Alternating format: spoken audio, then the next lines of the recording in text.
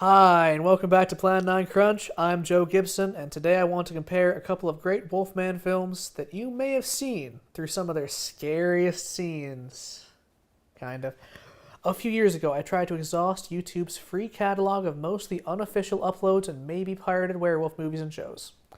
I always envisioned doing something on the blog or channel about my thoughts on these movies and shows as a set, but the offerings became more random and unfocused to the point that never fully materialized. How am I going to talk about Werewolf 1987 and Big Wolf on Campus in the same essay? Yes, two werewolf shows I started at the same time, but similar in almost no ways. There were some films that had more similarities, however. When I say the word Wolfman, instead of werewolf or lycanthrope, Lawrence Talbot's small but original run and remake probably come to mind. But even outside of him, there is a small and exclusive group of films that fit under this designation. Paul Naschy's El Hombre Lobo films by translation apply, and there was recently a 2025 film from Blumhouse titled Wolfman we can talk about eventually on this page. But there's also a quaint little film from 1979, rather obscure, and starring Earl Owensby as Colin Glasgow, a werewolf with a family curse, also called Wolfman. Upon examination and even cross-examination, despite being a very different kind of movie, it shares many similarities with Naschy's first Wolfman film, La Marca del Hombre Lobo, also called The Mark of the Wolfman, also called Frankenstein's Bloody Terror for some reason. These similarities also are in opposition to some of the tropes established by the more mainstream Talbot films in a refreshing way. But I get the sense that you will feel that more in regards to the first one of these you watched than both. Reviews for both of the films have called each derivative, and I would argue somewhat so of each other, although that's more 79's fault than anything since Naschy's first film was from 68. Even so, you will see very similar plot points played so differently in acting ability, directing, consequences, and tone. What sets these films apart from Talbot's is that two trios form over the runtime that are both aware of the lead character's affliction. Glasgow and Naschy's Waldemar Daninsky both earn two allies/confidants, a man and a woman, a love interest and a friend. There's also a big bad triumvirate in both stories, though it's a more unified front between the three against Glasgow than against Daninsky. So Colin Glasgow returns to his ancestral home, where a curse is on his family, and he's become a much more worldly in his travels. After word of his father's death reaches him, he returns, so there's some similarities to Lawrence Talbot's first film, but also some major differences. Larry came back speaking in an American accent, as a more opportunistic and pushy man who gets what he wants through his charm. But Colin Glasgow speaks like the most simple country bumpkin, and people consistently underestimate him and think of him as not part of their hometown or their occult world anymore, which leads to their undoing. In this case, there's a satanic conspiracy involving Colin's cousins and Reverend Leonard. They curse the late Edwin Glasgow with werewolfism and then kill him, transferring the curse to Colin. Necessarily, this is a very paranoid film, because even though there's less ambiguity about the lycanthropy than Talbot had, it's a very uncertain film. Colin's alliances, by blood or by choice, are very fragile. There's a couple of moments in the movie that cast doubt on Colin's perspective as we understand it.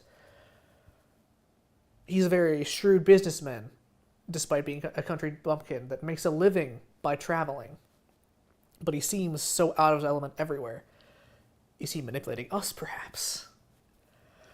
It could be the result of an inconsistent script not realizing it's important to clarify Colin's personality and IQ level, but I see it as adding to the overall psychological atmosphere of the film to wonder if Colin, for instance, falling to the werewolf curse actually does corrupt him in the way the film threatens but never shows, and things just don't go as planned. There's a point where he tells his human allies to chain him up during the full moon, specifically in his home's basement, with chains he instantly breaks out of.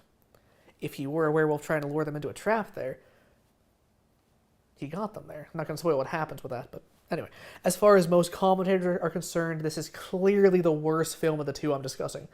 The acting, except for most of the women for some reason, is terrible across the board, and though I think this deserves a larger cult following, nostalgia is the most common reason for watching or rewatching Wolfman 1979. Even now, I'm tailoring this scene to compare this film to a Paul Naschy film. So let us get into that film now. Paul Naschy probably needs no introduction here for all of you. Our video on his third Daninsky film has been very popular, especially recently, but basically Naschy, originally named Jacinto Molina Alvarez, is a Spanish actor, writer, and director known for his Polish werewolf Count Waldemar Daninsky, as well as his other roles. He played as many, if not more, monsters than Lon Chaney Jr. ever did, and even more times than Lon Chaney Jr. ever did.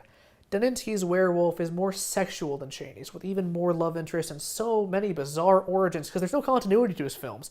Just the common features of Daninsky: a tragic romance, a vampire, usually Elizabeth Bathory, and sex and violence. It's primal but not usually disturbing. It brings to the forefront many of the understated aspects inherent in the Wolfman idea, through a variety of directors, tones, premises, and matchups. Do you want to see a werewolf versus a vampire woman? A werewolf versus Jekyll and Hyde? A werewolf versus a serial killer? A werewolf in a softcore porn movie directed by Fred Olen Ray? Etc. Then watch the specific Naschy film that explores that. La Marca del Hombre Lobo, translation, Mark of the Wolfman. Though there's a lot more titles for this movie abroad, including Frankenstein's Bloody Terror, due to the shenanigans. In the American cut of the film, this is Naschy's first Waldemar Daninsky film. A traveling Roma pair set the plot into motion by reviving werewolf Imre Wolfstein. This will not be the last time that a couple of Roma people cause all hell to break loose by enlisting a werewolf in Naschy's filmography. Imre Wolfstein is the connection the American producers used to bring in Frankenstein. They just retcon in that, oh no, the Wolfsteins were the Frankensteins, Wolfsteins, whatever. I don't care about that. It's really funny. They could have imported Dracula versus Frankenstein / Assignment Terror as Frankenstein's Bloody Terror, but they chose not to. It is what it is. Anyway, Imre infects Daninsky, and Waldemar's friends Janice and Rudolph help him over the remainder of the movie, though as another point of comparison, commonality, the werewolf confides in the other man before he confides in the woman in both of these films.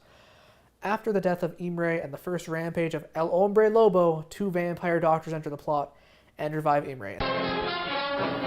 It's here. It's alive. It's moving. It's coming Got the this trailer way. for It's Frankenstein's the Bloody monster. Terror.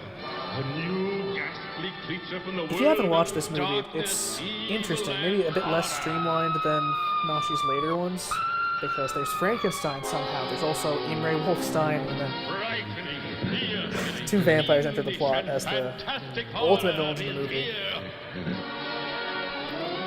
Filmed in Super 70 Chillerama. That's a fun little gimmick. Look at the Wolfman. It's a surprisingly good prosthetic for being like the first Spanish werewolf film as an import to America and butchered in the ending.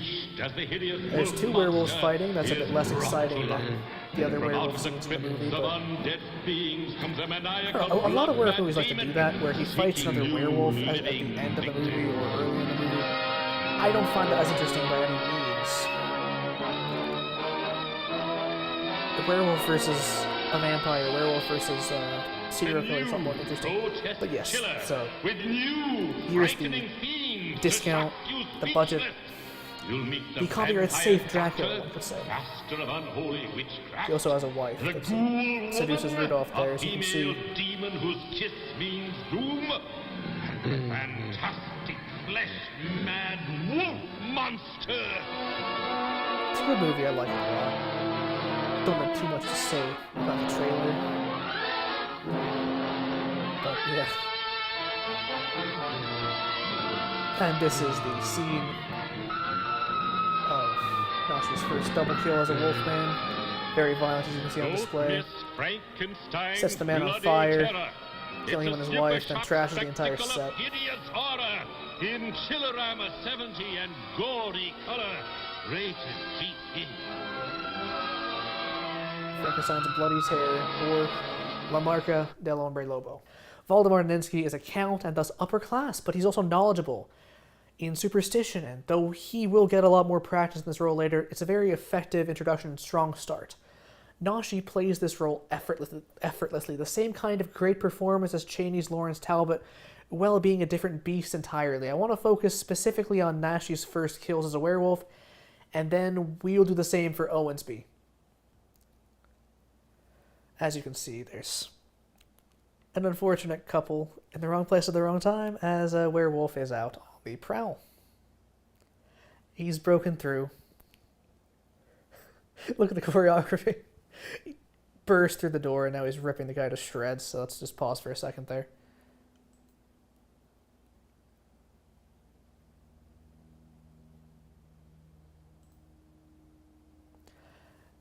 And now he goes for the woman. Other guy's gonna catch on fire in a second. He's really a brutal werewolf compared to Chaney. That guy's gonna catch on fire. Blood's spurting out. He's just throwing stuff now.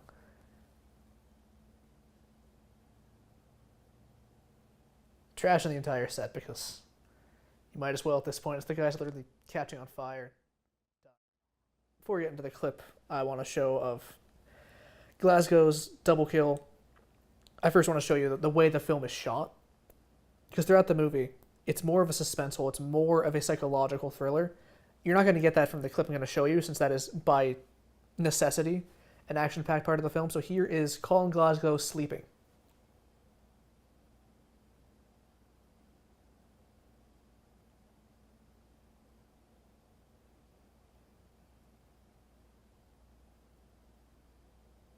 If you want to watch like a minute of him sleeping, then waking up and walking downstairs with a shirt popping on and off, watch the middle part of this movie.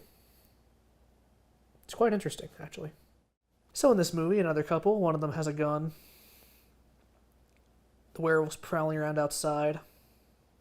Is he at the window? There's his hand, creeping across the frame, more of a suspenseful thing than literally bursting through the door. But we'll get some action in a moment. His head peeks through. Shoots at him.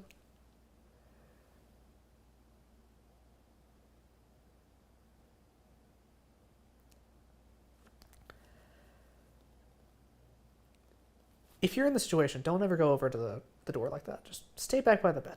It's not going to change much, but you'll die with more dignity. Not bursting through the door, but bursting the door down after a little bit of the thing.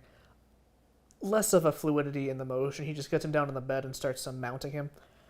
There's already some blood, though. The way the camera pans over to the other one, it's a fun little horror shot there that she's screaming. As you can see, Naschy's first kills in Rampage are more visceral, sensational, and even cathartic in a weird way. The film is not celebrating the institution of murder, but it's meant to be exciting. You see the werewolf a lot clearer in the frame, scoring his gory kills efficiently and then trashing the entire set afterward. By comparison, Owensby's Wolfman is trying to be slower, more deliberate, and more tense. His motions of killing them is more taxing on him, because he's a rather rotund man carrying out these actions now as a wolf. Your mileage may vary from the acting and production value on display here, but I find it to be as effective with the psychological terror as Naschy's was with the physical. The similarities here are really only cosmetic and probably exist in many more werewolf films as well. I doubt these productions compared notes in any way beyond both carrying forward the tradition of prosthetics and makeup from Talbot's Wolfman transformation. The Naschy film is obviously a lot more beloved, and probably the reason you all clicked on the video in the first place and watched as far as you did.